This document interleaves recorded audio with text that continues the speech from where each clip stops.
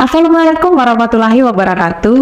Halo sahabat UM, kita kembali di UM Talk, di mana kami selalu memberikan informasi yang bermanfaat bagi sahabat-sahabat UM. Nah, kali ini UM Talk itu akan memberikan informasi tentang uang yang pasti berhubungan dengan cuan. Nah, itu sebabnya sahabat UM bisa lihat saya saat ini tidak sendiri. Saya didampingi oleh seorang yang tampan ini. Pengen kenal kan ya? Karena katanya tak kenal maka tak sayang, tak diberi cuan. Silakan Pak, untuk perkenalkan diri. Oke, nama saya adalah Surya Dikusumo. Kebetulan saya dari program studi bisnis digital Universitas Anwar Medika. Oh gitu ya. Lah Pak, ini ngomong-ngomong Bapak dari Prodi Bisnis Digital, dosen di Prodi di Bisnis Digital. Berarti Bapak backgroundnya kalau boleh tahu dari mana ya Pak? Itu top sarjana saya itu di S1 Bina Nusantara University di Jakarta untuk program studi sistem informasi. Iya. Kemudian saya lanjutkan pada waktu itu saya pindah ke Surabaya, terus kemudian saya pindah ke Universitas Airlangga untuk mengambil gelar master magisternya di Universitas Airlangga. Magister manajemen. Magister manajemen. Nah, ini kelihatannya ini saya kok curiga ya. Jangan-jangan Bapak masuk MM padahal backgroundnya ini dari IT ya. Jangan-jangan berhubungan dengan cuap pabrik ya Pak ya? Ya artinya sih karena related dengan ya tadi masalah bisnis proses, terus kemudian pasti lebih banyak menyentuh terkait dengan bisnis terkait bisnis proses ya. Jadi lebih kental, mungkin pekerjaan saya itu lebih ke arah dari sisi manajerial. Karena sekarang bisnis tidak lagi bisnis yang konvensional ya Pak ya. Betul. Harus menggunakan bisnis yang berbasis digital. Digitalisasi. Karena kalau bisnis konvensional artinya kita terbatas oleh ruang dan waktu. Mungkin seperti itu ya Pak ya. Ya, karena kalau misalkan kita ngomongin masalah konvensional, contohnya kita misalkan buka toko di suatu tempat, kemudian tempat tersebut mungkin hanya dilihat oleh orang-orang sekitarnya saja. Beberapa kali mungkin ada orang dari luar, tapi lebih banyak orang sekitar. Orang sekitar. Beda kalau misalkan kita berbisnis melalui bisnis online. Karena kan sekarang udah zamannya udah online, semuanya serba digital. Untuk mempermudah konsumen untuk menjangkau seluruh produk. Itu seperti itu. Jadi makanya ya, sahabat dia ternyata dia mengeluar cuan. Oke. Semuanya kayak Munafik ya Pak. Kan katanya hidup tidak hanya butuh uang, tapi tanpa uang nggak bisa beli makanan. Nah, kali ini kita tadi sudah saya awali bahwa kita akan memberikan informasi yang terkait dengan uang atau cuan, karena ada ternyata Pak, ada satu statement dari Menteri Keuangan kita yang mengatakan bahwa generasi milenial itu ada kemungkinan dia tidak bisa membeli rumah karena karena generasi milenial ini lebih besar gaya hidupnya yang konsumtif, sehingga tidak bisa menyisihkan dananya untuk investasi seperti itu. Menurut Bapak gimana Pak? besar pasar daripada. Oh gitu ya Pak ya? Iya, karena kalau saya bilang salah tuh saya kualat ya Bu ya dengan si Bu ya ini. Tentunya kalau misalkan kita bicara tentang beberapa masyarakat, memang Indonesia itu kan terkenal dengan masyarakat yang konsumtif ya. Mungkin beberapa dari importer itu memang banyak mengirimkan barangnya di Indonesia. Tapi di Indonesia itu segala jenis barang industri manufacturer itu pasti lebih banyak di Indonesia, karena Indonesia itu ibaratnya pasar yang sangat potensial loh untuk digarap. Nah seperti itu. Terus kemudian yang terkait dengan apakah generasi milenial khususnya punya rumah, terus kemudian untuk hidupnya gitu-gitu aja, ketergantungan pinjol mungkin.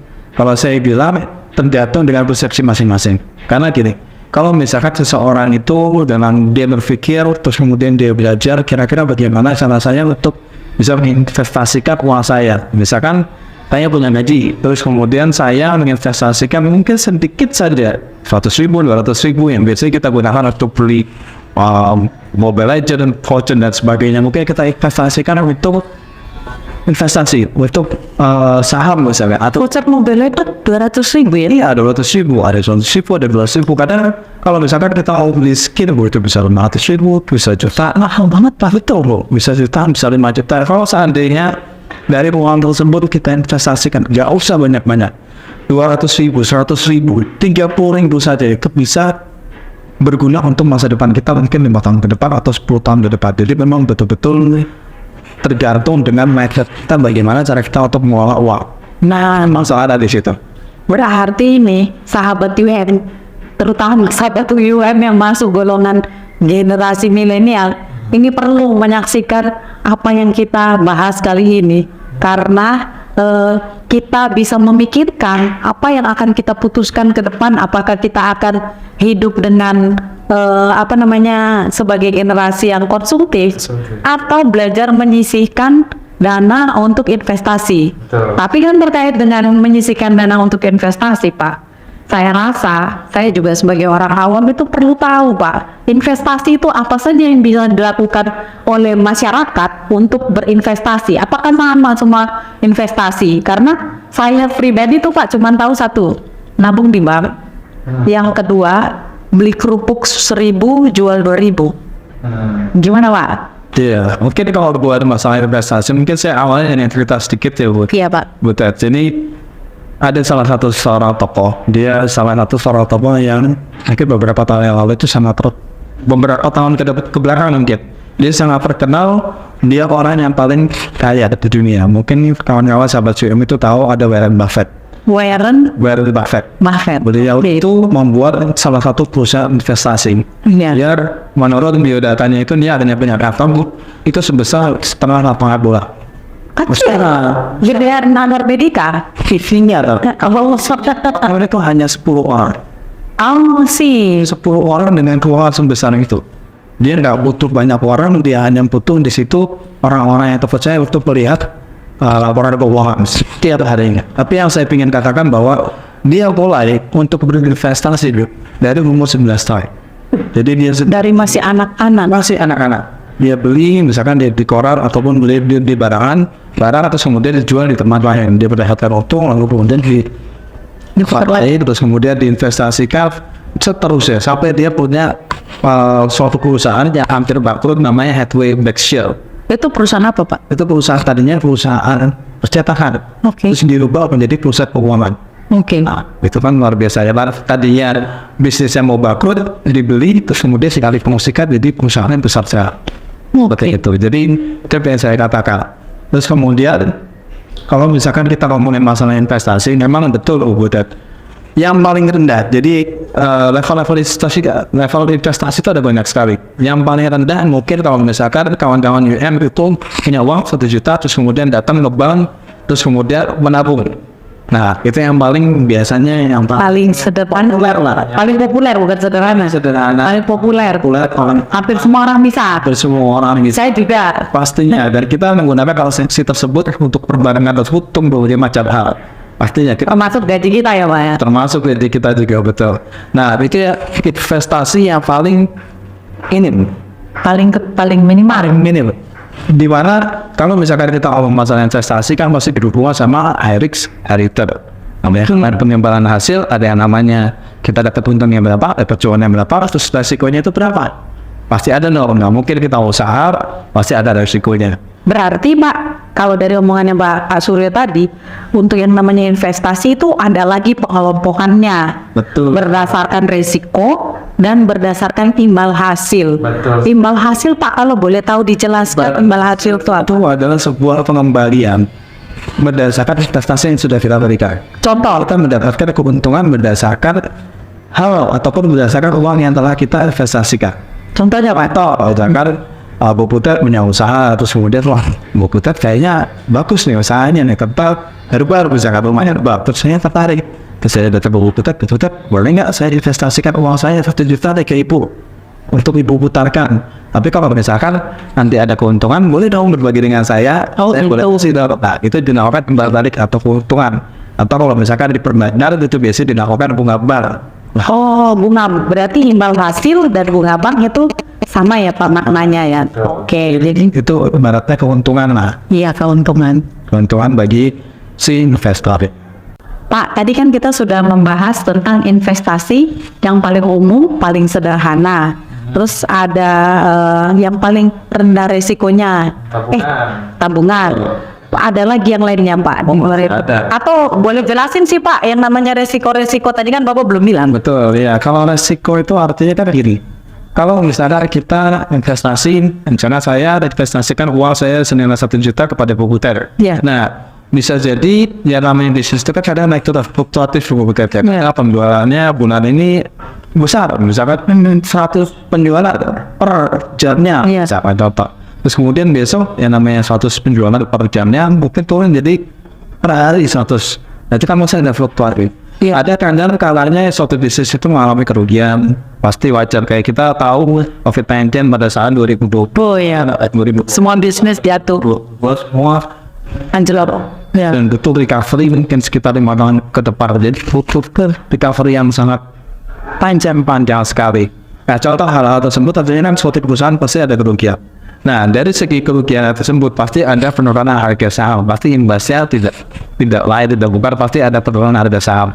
Nah, harga sahamnya aja turun pasti ada kerugian kita. Karena Kita yang menginvestasi di sana. nilai kita tanamkan ke dia 1 juta mungkin berturun jadi hanya 700.000, 800.000 dan sebagainya. Jadi Karena penjualan akan turun. betul. Kalau misalkan ingin resiko tersebut ada sedikit terminimalisir, paling tidak ya udah kita tunggu untuk saham tersebut Kuat lagi. Oh, Jadi sebenarnya itu kalau misalkan resiko saya kira tergantung dengan persepsi masing-masing.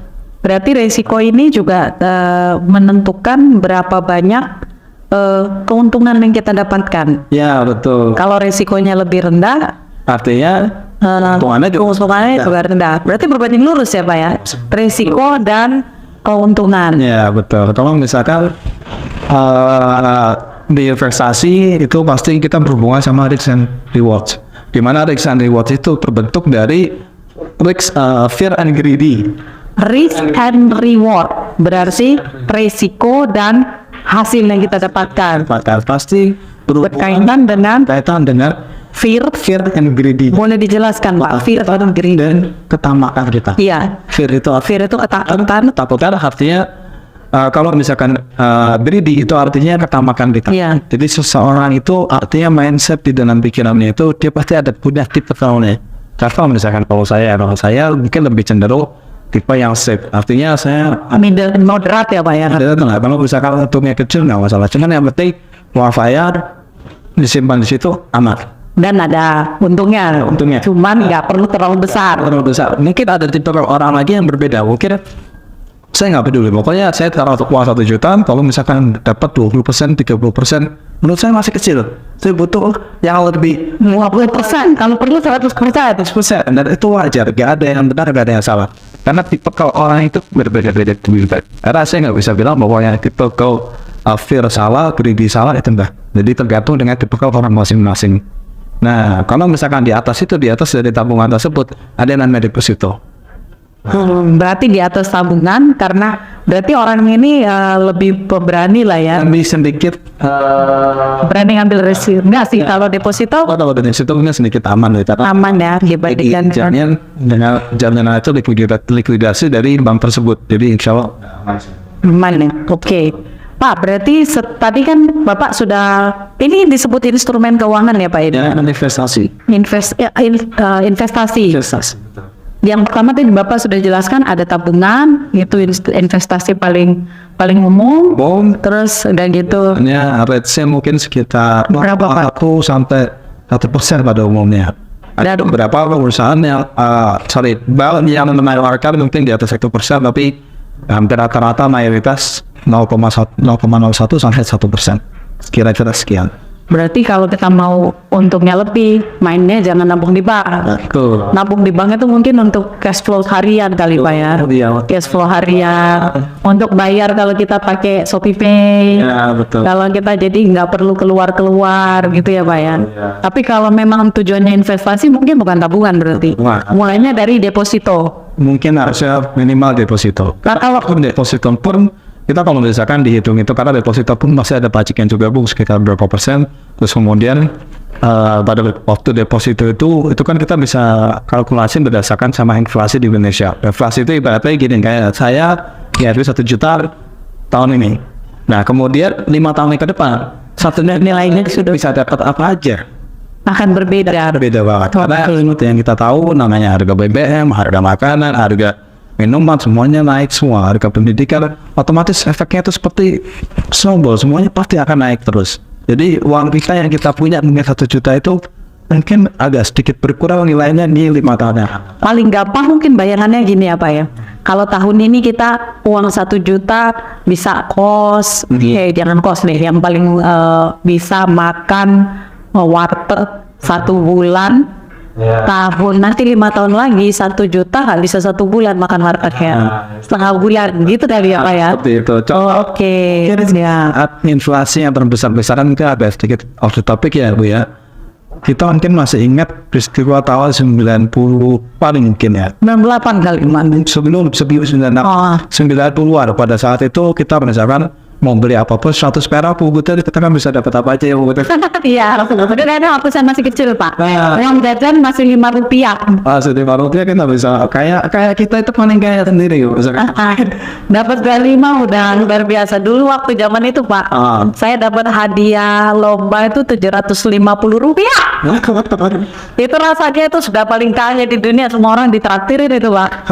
Nah, ya itu. Sekarang 750 rupiah dapat apa? Jajan aja kita itu palingnya udah 2.000 rupiah. Iya. Parkir palingnya 2.000 rupiah. Betul.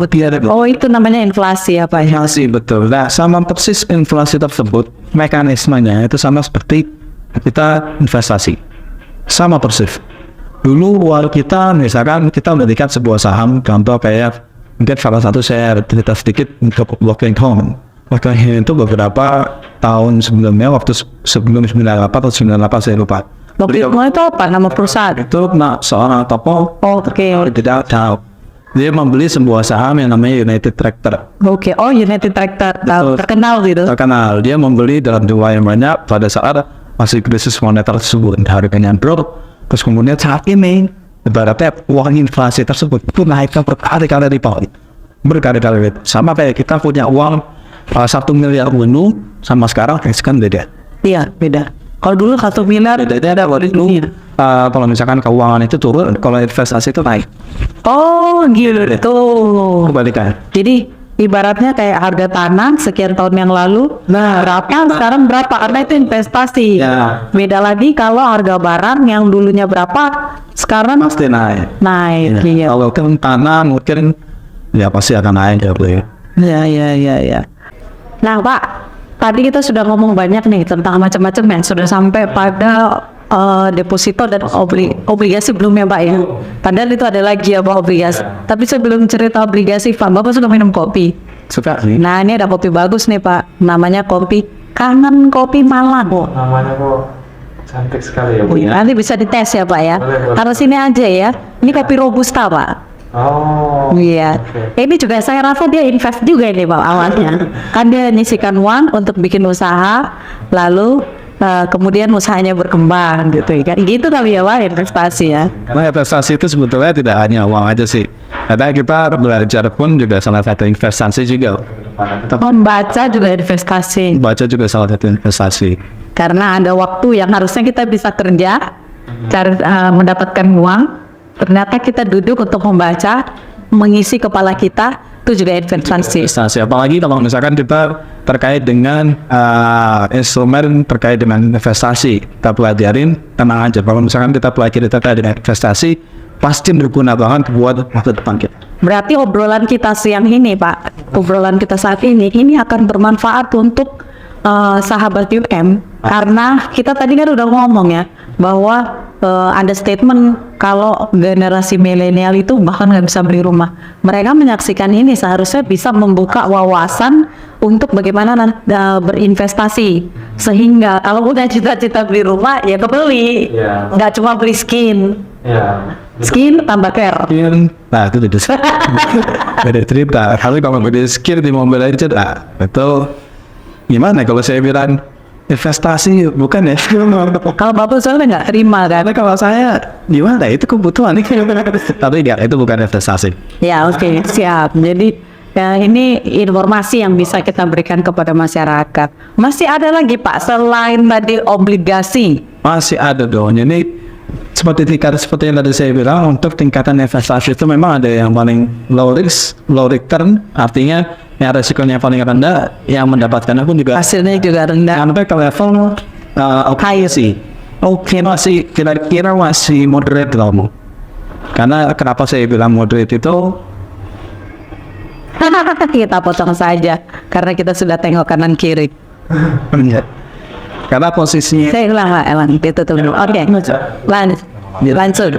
Lanjut. Karena posisinya kenapa saya bilang moderate? Karena moderate itu artinya obligasi itu kan ibaratnya Indonesia itu mengeluarkan surat utang dalam bentuk surat berharga, di mana surat berharga itu dibeli oleh masyarakat Indonesia.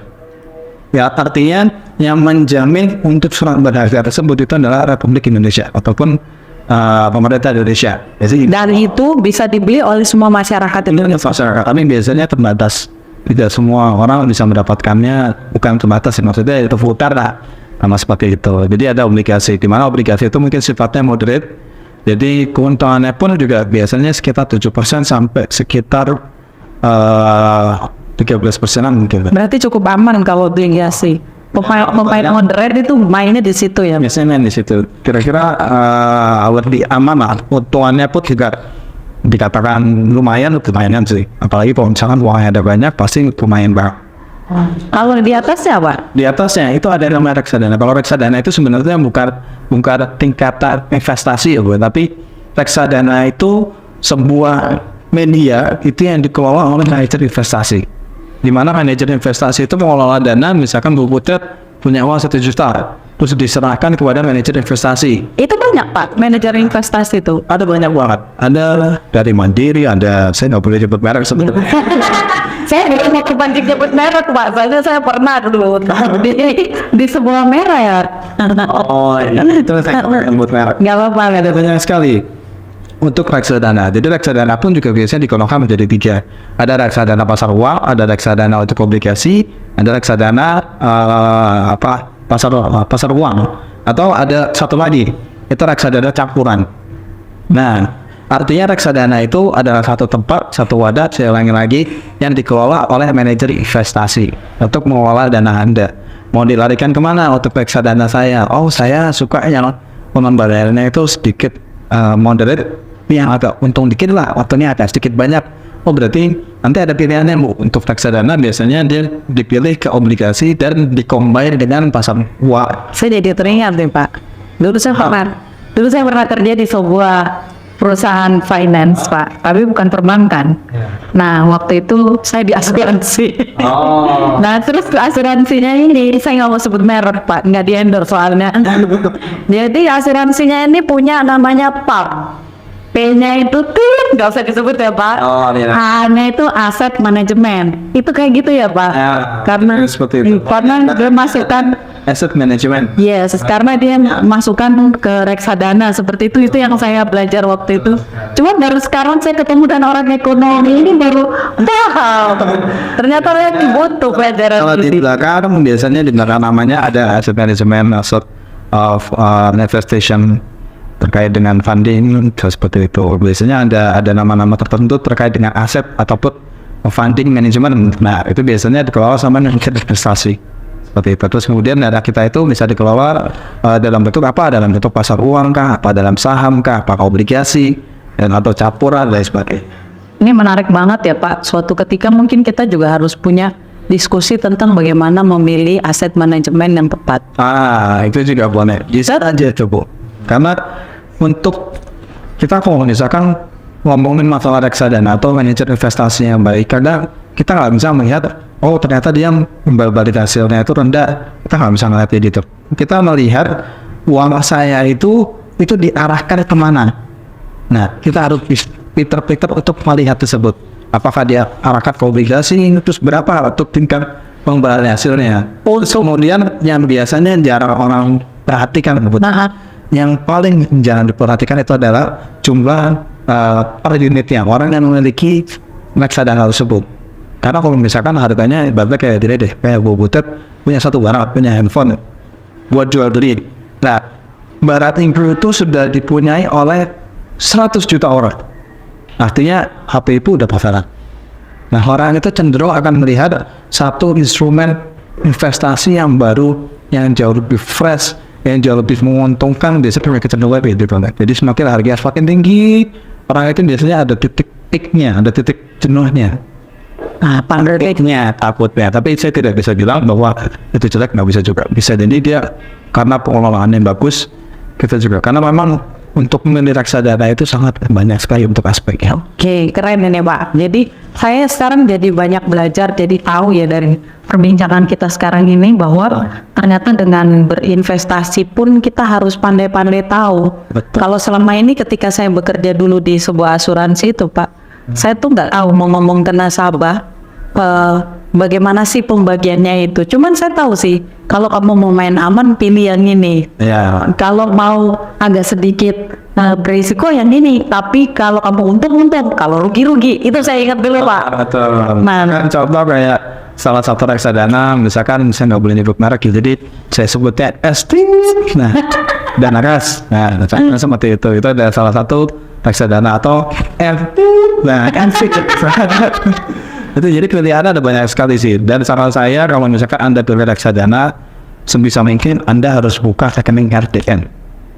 Jangan pakai rekening yang mengatasnamakan yang pribadi atau corporate. Saya sama sekali nggak sarankan.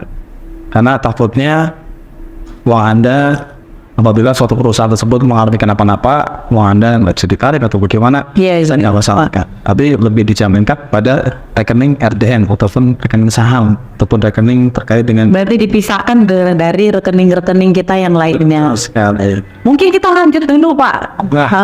Yang lebih beresiko lagi nih Pak. Beresiko lagi ada yang namanya saham, Bu. Saham itu apalagi kalau sekarang Beresiko tapi lebih beruntung jatuh Pak. Ntar takut lo yang mau invest. Ya. Kalau dibilang beresiko terus nggak dikasih tahu untung. masalah resiko pasti lebih untung, tapi resikonya itu saya bilang kalau menurut saya pribadi memang resiko itu moderate. Karena saham itu ibaratnya kita itu kan menaruh uang kita pada sebuah perusahaan, artinya kepemilikan terhadap saham tersebut. Artinya sama kayak tadi saya bilang, mungkin Bu Butet punya usaha, terus saya menginvestasikan uang saya kepada Bu Butet. Segera ya Pak, saya tunggu. Waduh, lagi udah balik. Nah, misalkan seperti itu, artinya kita itu punya kepemilikan saham terhadap suatu perusahaan, apalagi perusahaannya itu kan pasti bukan perusahaannya ETP, pasti perusahaan yang besar yang sudah di IPO kan ataupun berlantai di bursa saham, pasti perusahaan itu sudah besar. Nah, tentunya dari imbal hasil tersebut biasanya kalau saham itu mungkin kalau saya boleh bilang itu mungkin sekitar antara mayoritas mungkin sekitar 3% sampai 20% ke atas, tergantung dengan tipikal orangnya. Karena kalau kita ngomongin masalah saham biasanya ada keuntungan dari selisih harga saham. Kita beli saham harga 2.000 terus kemudian kita jual harga 4.000, kita untung 100% dari penjualan sahamnya. Itu yang pertama. Atau kita bisa dapatkan keuntungan itu dari dividen. Atau kalau dividen itu ibaratnya saya investasikan pada Bu Butet ternyata bisnisnya laris nih. Nah, terus kemudian Bu Butet saya pengen membagikan hasil keuntungan saya kepada investor Pak Surya. Oh, bagi hasil Itu dinamakan dividen. Biasanya dibayarkan kadang 1 tahun 2 kali, terus ada 1 tahun 1 kali. kalau untung. Dan harus untung. Kalau enggak investornya pasti marah-marah. Iya, Karena Pak. kalau di saham pun ada ROPS juga, rapat umum pemegang saham. Itu kadang-kadang biasanya diinfokan terkait dengan kebijakan perusahaan, terus kemudian terkait dengan pembagian dividen dan sebagainya. Berarti itu mirip-mirip sama koperasi ya Pak ya, kan orang nanam saham. Kalau misalnya kita kayak bikin koperasinya ini sekedar ini saja sih, orang nanam saham dalam arti saya nih masukin duit segini, terus habis itu dipakai untuk modal. Terus modal itu misalnya jual barang konsumsi. Nah setelah itu kan ada hasilnya. Betul. Hasilnya nanti dia ngadain bukan RUPS ya, kalau koperasi apa namanya Pak, lupa saya. Rapor apa sih, lupa. Kok lupa ya Pak ya? Ya jadi terus setelah itu dibagi kan hasilnya. Jadi pokoknya dia tetap punya, pokoknya kan tetap tinggal di koperasinya, kecuali dia keluar dari keanggotaan, pokoknya dia boleh ambil. Kan kalau koperasi kan gitu. Mungkin mekanismenya hampir sama gitu ya. Jadi mungkin yang membedakan sangat Skopnya mungkin itu kalau misalkan koperasi sifatnya itu adalah prinsip pinjam.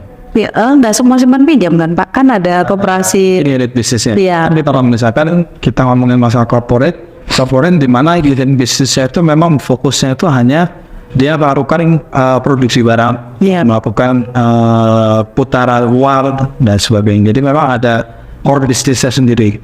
Jadi gitu. Mungkin serupa lah dengan sama tadi ya.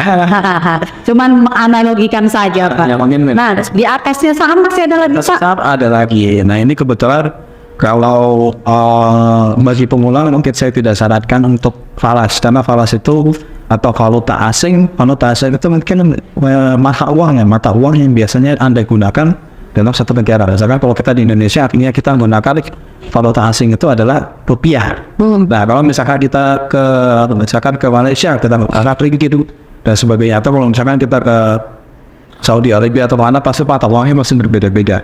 Nah kita untuk falas tersebut kita melakukan transaksi. Contoh misalkan saya datang ke luar negeri, saya bawa uang 1 juta, terus kemudian ketimbanya saya di bandara di Malaysia, terus kemudian saya tukarkan di money changer. Tentunya kan ada selisihnya Ya. rupiah dengan ringgitnya tersebut. Tergantung kurs. Tergantung kurs. Oke. Tinggi yang mana. Nah setelah kita transaksi apakah itu dapat untung atau dapat lebih. Nah nilainya tersebut, kelebihan atau kekurangannya itu yang biasanya ditransaksikan. Oke, Inggris ya. Itu untuk valuta asing. Valuta asing. Jadi kalau valuta asing memang yang paling sering untuk diperdagangkan itu biasanya dari euro. Euro dibandingkan dengan USD. USD dolar Amerika. Terus kemudian ada GBP. GBP ini pound sterling ya. Sterling. Paling kuat ya Pak ya. Pound sterling itu mahal, termasuk dengan euro mungkin 11-12. Kadang ada yang beberapa GBP itu biasanya lebih tinggi, kadang euro lebih sering euro itu di bawahnya. Itu yang biasa dulu kalau zaman masih TVRI itu Pak. Biasanya kan di malam-malam itu kan ada nanti kurs valuta asing. Sama seperti itu.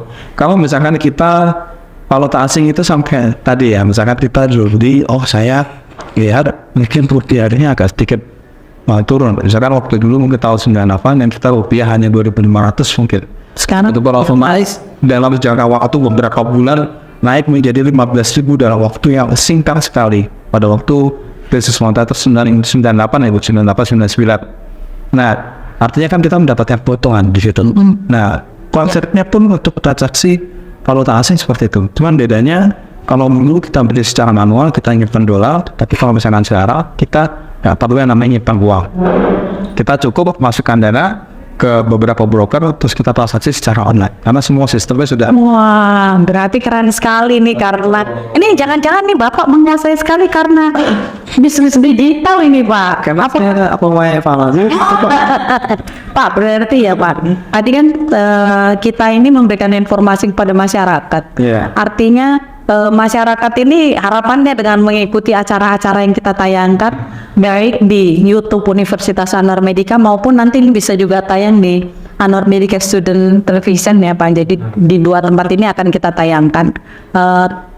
Penonton kita, sahabat UM ini bisa memahami tentang bagaimana cara berinvestasi yang aman, bercara berinvestasi tidak hanya menggunakan tabungan sebagaimana yang kita lakukan, tapi bisa juga pakai deposito, obligasi, reksadana, saham dan falas, tergantung berani nggak beraninya tadi ya, fear and greedy. Nah, masing-masing. berarti para penonton, sahabat UM ini jangan lupa saksikan terus, karena ilmu itu akan Anda dapatkan. Di samping itu Pak, nih saya jadi tertarik ngobrolin tentang bisnis digital nih Pak. Itu kalau ada kaitannya mungkin ya Pak, bisnis itu sekarang dengan IT karena perkembangan di dunia teknologi. Ya, kalau sekarang memang yang namanya bisnis semuanya pasti sudah online semua ya Bu ya. Iya. Dulu yang namanya kita beli apa-apa harus datang ke toko dan sebagainya. Kalau sekarang semuanya serba online. Bersama. Dan sama seperti kita investasi. Kalau kita investasi Online. kita semuanya sudah harus online semua. Jarang banget saya lihat orang yang transaksi reksadana. Misalkan saya ingin beli obligasi, nanti saya terus naik pesawat ke Jakarta, kemudian beli datang ke BI ataupun penyedia jasa obligasi tersebut, beli secara manual terus pulang lagi ke Surabaya. Jauh sekali ya, cukup online 3 klik aja. Berarti perlu kita pelajari ya Pak untuk tahu amannya bagaimana berinvestasi. Wah ini keren banget Pak Suryo, karena kita sudah banyak belajar pada podcast kita hari ini. Pak, jadi berarti nih tadi kan kita udah banyak ngobrolnya nih. Kira-kira kalau saya masuk bisnis digital nih Pak, apa aja yang akan dipelajari? Oke, kalau bisnis digital kebetulan saya 3 dosen yang seperti awal tadi saya bilang di bisnis bergausi di bisnis digital. Jadi nanti kalau misalkan kawan-kawan sahabat UM pengen masuk ke bisnis digital, tentunya bakalan banyak banget data bisnis. Misalkan tentang bagaimana sih cara saya untuk membuat YouTuber, bagaimana sih caranya untuk memilih sebuah investasi yang berguna untuk masa depan saya. Terus kemudian bagaimana sih cara saya untuk yang tadi bisnis itu secara offline, terus kemudian bagaimana saya rubah menjadi online. Tadi ada ngomong YouTuber Pak, iya kan Pak? Ya, ada hubungannya Pak? Oh, itu nanti dipelajari juga di bisnis digital. Wow. Pelajari. Kira-kira misalkan saya punya akun YouTuber. Yes. Kira-kira bagaimana cara saya untuk optimiskan? Bagaimana agar orang itu banyak yang nonton video saya? Terus kemudian bagaimana caranya agar video YouTube saya ini bisa ditampilkan oleh si YouTube itu akan jauh lebih maksimal. Nah, Jangan lupa kita juga diajarin ya Pak. Kita loh Pak. Wah banget sekali berarti yang bisa dipelajari di bisnis digital Pak. termasuk instrumen-instrumen keuangan. Instrumen keuangan. Ya. Berarti kalau mau cuan masuk Ke bisnis gitu. bisnis digital, karena di sana nanti kita akan belajar namanya bisnis yang menembus batas ruang dan waktu. Betul ya Pak ya. Sama kayak ini, kalau misalkan kita ngomongin masalah bisnis digital ya, mungkin sahabat juga bisa coba browsing deh. Nanti yang namanya bisnis yang lagi hot saat ini itu hampir rata-rata bisnis terkait dengan teknologi. Kalau nggak berhubungan dengan teknologi, Hampir rata-rata semuanya berkaitan dengan teknologi, entah itu Apple, entah itu Tesla, entah itu Microsoft, hampir rata-rata semuanya berkaitan dengan digitalisasi, entah itu YouTube, maksud saya Google. Nah, itu rata-rata terkait dengan digitalisasi. Makanya penting banget untuk kita untuk bisa tahu kira-kira bagaimana sih skop dari bisnis itu terkait dengan digitalisasinya. Karena sayang banget kalau misalkan kita udah ada di tahun 2023 tapi masih kita belum menaik secara bisnisnya masih konvensional. kita buka toko, misalnya yang lihat hanya orang itu aja. Nah kalau misalkan kita buka toko, tentunya satu dunia itu bakalan ngeliat. Sama seperti mungkin kayak seperti Jack Ma. Jack Ma itu kan dia yang punya Alibaba, AliExpress dan sebagainya. Beliau mengumpulkan pedagang-pedagang yang ada di satu China untuk dijual ke satu dunia. Dia menyediakan sebuah platformnya. Nah di bisnis kita akan mengajarkan kira-kira bagaimana untuk membuat platformnya tersebut. Jadi seperti Alibaba, mungkin kalau di Indonesia mungkin Shopee, Tokopedia. Bukan Anda jualan di Tokopedia dan bukan, tapi Anda membuat aplikasi seperti Shopee, Tokopedia dan sebagainya. Sebentar Pak. Kalau yang kayak gini Pak, ini bisa nggak nantinya jadi sesuatu yang bisnis yang menguntungkan kalau kita belajar bisnis digital? Nah saat itu Pak, gambar tuh loh Pak. Bisa banget. Jadi ada beberapa banyak sekali channel-channel, misalkan kayak YouTuber atau nggak TikTok saya pernah lihat. Jadi ada seseorang wanita dia menggambar di mangkok, terus kemudian digambar pakai spidol, terus kemudian pakai air panas, terus kemudian gambarannya itu atau hasil tintanya itu kemudian kan lepas dari mangkoknya. Nah dia buat seperti itu dan yang nonton banyak sekali. Oh jadi berarti kalau kita masuk bisnis digital akan memperluas nanti kemampuannya kita dan artinya siap juga masuk di dunia kerja. Begitu ya. Bahkan menciptakan dunia kerja. Menciptakan dunia kerja karena semua hal, saya rasa semua ada butuh entah masak pun pasti ada yang namanya kita masak-masak, terus kemudian dikit tutorialnya, terus kemudian kita misalkan keahlian kita tentang betulkan mobil, misalkan kita bikin tutorial tentang mobil, kita jago tentang apa, ada bikin konten, terus kemudian masukin ke YouTube dan sebagainya. Jadi memang semuanya serba digital semua. Oke, Pak Suryo, perbincangan kita hari ini sangat menyenangkan dan kita masih tetap akan berharap bahwa sahabat UM akan terus mengikuti podcast UM Talk yang kita tayangkan baik melalui YouTube Universitas Anwar Medika ataupun melalui Anwar Medika Student Television. Dan terima kasih banyak sudah hadir di sini, dan minggu depan kayaknya kita akan hadir lagi, bisa jadi bukan dengan saya, mungkin dengan teman-teman yang lain, atau bapaknya yang dekat dengan bapak, dengan teman yang lain. Tapi kita akan terus membahas tentang apa manfaatnya kita belajar tentang keuangan yang berhubungan dengan cuan, gimana berinvestasi, dan gimana belajarnya pasti di Universitas Anwar Medika. Oke, jangan lupa Spirit UM, Humanity Beyond Ya, Excellent. excellent.